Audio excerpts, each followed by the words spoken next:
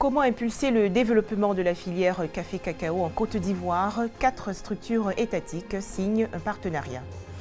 Un nouveau venu dans la littérature ivoirienne, le roman intitulé « Une vie volée » et écrit par Marcel Gaudy a été présenté récemment. Son message porte sur les dangers de la guerre. Enfin, le Gabon dans l'attente des résultats de la présidentielle, mais déjà Ali Bongo et Jean Ping revendiquent la victoire. Dans cette édition, la vie de la communauté gabonaise vivant en Côte d'Ivoire. Bienvenue sur RTI2, Madame, Monsieur, bonsoir. Rendons-nous tout de suite dans la région de Lamé, dans le sud du pays. À Adzopé, les jeunes handicapés s'organisent pour se prendre en charge. Ils se sont réunis sous forme coopérative pour s'investir dans la production de denrées alimentaires. Une initiative soutenue par les autorités administratives et l'Agence nationale d'appui au développement rural. On fait le point avec Astou Touré. Se prendre en charge et lutter contre la pauvreté, c'est ce qui justifie l'initiative prise par la Fédération pour l'insertion sociale des handicapés de la région de Lamé, FICHME. Il s'agit pour elle d'entreprendre dans le domaine agricole, particulièrement dans la production de produits vivriers. Selon le président de la FICHME, cette initiative leur permettra d'engranger des revenus et créer un fonds d'aide afin de diversifier leurs activités. Nous avons eu par l'entremise d'une famille qui nous a cédé la parcelle de plus de 1,5 hectare que nous exploitons. Et donc, en février, nous avons commencé les pépinières. Conduite par le secrétaire général de la préfecture d'Adzopé, une délégation composée de responsables de l'Agence nationale d'appui au développement rural, ANADER, et du conseil régional s'est rendue sur les parcelles cultivées pour s'imprégner des réalités des handicapés. Pour atteindre leurs objectifs, ils entendent acquérir des motopompes, des tricycles pour évacuer leurs produits. Créée en 2014, la FICHME est composée de 5 associations. Elle revendique plus de 1600 membres. Je vous le disais dans les titres, 4 institutions étatiques mutualisent leurs efforts pour garantir une durabilité de la filière café-cacao. Le Conseil Café-Cacao, le Centre national de recherche agronomique, le Fonds interprofessionnel pour la recherche et le Conseil agricole et enfin l'Agence nationale d'appui au développement rural ont signé un partenariat. Les explications dans ce dossier de Eugène Atoubé. Nous faisons des réunions de sensibilisation, d'information. Nous intervenons avec les radios locales pour bien sûr porter l'information au plus grand nombre. Nous avons aussi donc les outils de formation que sont les champs écoles paysans, les passés de démonstration, les unités de démonstration, sur lesquels bien sûr nous invitons d'ailleurs les producteurs à venir parce que c'est un peu l'école de formation des producteurs. Depuis la réforme en 2011 de la filière café-cacao jusqu'à ce jour, de nombreuses actions sont menées en faveur de la cacaoculture et de la caféculture, ainsi qu'au bénéfice des producteurs. Des actions qui intègrent le contrat plan 2013-2016 et qui ont donné les résultats suivants. 48 zones ANADER impliquées, 450 conseillers agricoles mobilisés, 60 techniciens spécialisés mis à contribution. En outre, 505 000 producteurs ont été formés et à leur disposition 51 000 unités de démonstration. Nous servons de relais sur le terrain pour pouvoir sensibiliser les planteurs, les producteurs. Autre acquis, les projets de recherche, dont ceux relatifs à la valorisation des spécificités de café made in Côte d'Ivoire et la lutte contre la maladie du Scholen-Schott. Le Conseil du café-cacao lutte efficacement contre cette maladie. Pour cela, il y a un programme.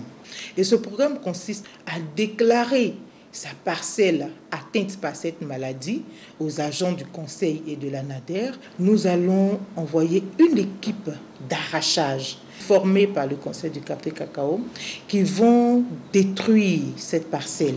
Nous n'abandonnons pas le producteur, nous l'aidons à réaliser une nouvelle plantation. Tout producteur donc, qui découvre des signes ou des symptômes de cette maladie dans son champ, il est prié de contacter l'ANADER, qui est l'agence qui a été formée pour pouvoir confirmer la présence de la maladie dans le champ.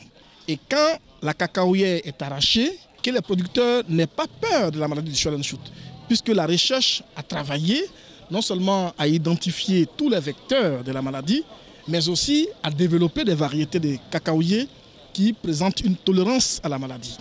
Toutes les activités qui intègrent le contrat plan de la période 2013-2016 vont se poursuivre au titre du deuxième avenant, signé le 4 août de cette année et pour lequel 5 milliards 900 millions de francs CFA ont été mobilisés.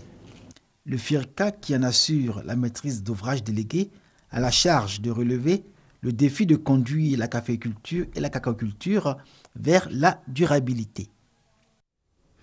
Blot-les-Quins, dans la région du Cavally, de nombreuses populations ont subi des préjudices moraux et matériels lors de la crise post-électorale. Et aujourd'hui, l'heure est à la préservation de la cohésion sociale. Pour atteindre cet objectif, donc, 11 chefs de village ont choisi un chef central garant de la paix dans la localité. Il était intronisé récemment. Nous, chefs de village, nous faisons ici allégeance à notre valeureux chef du canton. Nous préservons notre tradition et nous nous inscrivons dans la droite ligne de l'État qui veut consolider le pouvoir de la chefferie traditionnelle. Étienne Nyoncian est le tout nouveau chef du canton Gbo à Blot-les-Quins. Après la douloureuse crise post-électorale qu'a connue le département, il a été choisi à l'unanimité des 11 chefs de village du canton pour garantir l'unité et consolider la paix retrouvée. L'objectif que nous voulons atteindre, c'est de mettre la population ensemble afin que la cohésion sociale existe réellement. Elle permet aussi d'avoir moralement et psychiquement de savoir qu'on a un chef. Et quand on a un chef, la discipline commence à s'installer et à régler les conflits internes. Au nom de toute la communauté malinké de Blot-les-Quins, la communauté Akan, la communauté Senoufo, la communauté Yakuba, nous souhaitons un très bon mandat au nouveau chef de canton. Nous prions que ce mandat soit couronné de paix, de réconciliation, de bonheur, de prospérité pour le département de Blot-les-Quins. Blot-les-Quins connaît aujourd'hui une relative accalmie, une paix chèrement acquise grâce notamment aux actions du ministère de la Solidarité, de la Cohésion sociale et de l'indemnisation des victimes qui, à plusieurs reprises, a remis des chèques aux ayants droit des victimes de la crise qui a secoué le département. C'était un commentaire de Hamza Diaby. Un tout autre sujet à présent, Une vie volée, c'est le roman présenté récemment au grand public. Son auteur, l'ivoirienne Marcelle Gaudy, veut sensibiliser les populations aux dangers de la guerre. Un roman politique pour décrire les conséquences d'une crise dans un État. L'œuvre Une vie volée, écrite par Marcelle Gaudy, retrace la vie d'un cadre d'une entreprise pétrolière victime des turpitudes des hommes politiques. À travers cet ouvrage, l'auteur montre que la politique est un monde sans pitié où tous les coups sont permis. Au travers de ce livre-là, je montre comment quelqu'un arrive à bâtir sa vie et du jour au lendemain, à cause d'une mauvaise politique faite dans un pays, on retombe à néant, à zéro. Nous pouvons faire une politique sans s'autodétruire. L'intérêt du pays doit être d'abord choisi et non nos intérêts personnels. Pour l'éditeur, une telle œuvre peut jouer un grand rôle dans la cohésion des fils et filles d'une même nation. C'est une œuvre, c'est vrai, de fiction, mais qui est basée sur des faits réels, sur des réalités que nous vivons. Mais l'essentiel, c'est de permettre à chacun de nous de passer d'un stade à un autre stade et qui apportera en final la réconciliation, le pardon et en même temps le vivre ensemble. Le livre Une vie volée, 103 pages dont la dédicace a eu lieu à Cocody, éveille les consciences sur les méfaits d'une politique mal menée. Des précisions de Herman Niamien. Des nouvelles sportives à présent. Les actionnaires ont renouvelé hier leur confiance à Maître Roger Ouénien. Il a été réélu pour la 7e fois consécutive à la tête du conseil d'administration de l'ASEC Mimouza. C'était lors de l'assemblée générale élective de ce club de football.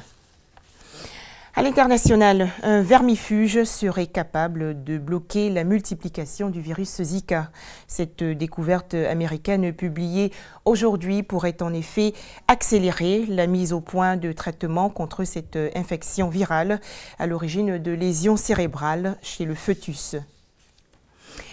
Comment se porte le secteur de la santé en Inde? Ce domaine s'améliore peu à peu et une réforme de l'État indien a même été adoptée pour pouvoir soigner les plus démunis de la capitale New Delhi. Il s'agit de fournir des cliniques high-tech, climatisées et gratuites. Au Gabon, les résultats officiels de la présidentielle seront connus demain, mardi 30 août. Mais déjà, le président sortant Ali Bongo et son principal adversaire Jean Ping ont chacun revendiqué leur victoire. Qu'en pensent les quelques 200 ressortissants gabonais vivant en Côte d'Ivoire? C'est un reportage de Salimatou Dia et Gabriel Zani. Annick, gabonaise, réside à Abidjan depuis 16 ans. Elle a accompli son devoir civique en votant samedi dernier pour la présidentielle du Gabon. Dans l'attente des résultats, Annick espère que ceux-ci reflèteront la vérité des urnes. Que la volonté du peuple soit respectée. Nous sommes un petit peuple, on a vraiment besoin de paix, on n'a pas besoin de bains sanglants. Ces résultats, selon elle, devraient donner un coup d'accélérateur au développement du pays. Comme elle, Jordan Nel Nze et Kevin Ewak Ombam, étudiants gabonais en Côte d'Ivoire, attendent beaucoup de ce scrutin. Il y a eu beaucoup de promesses de la part de tous les différents candidats.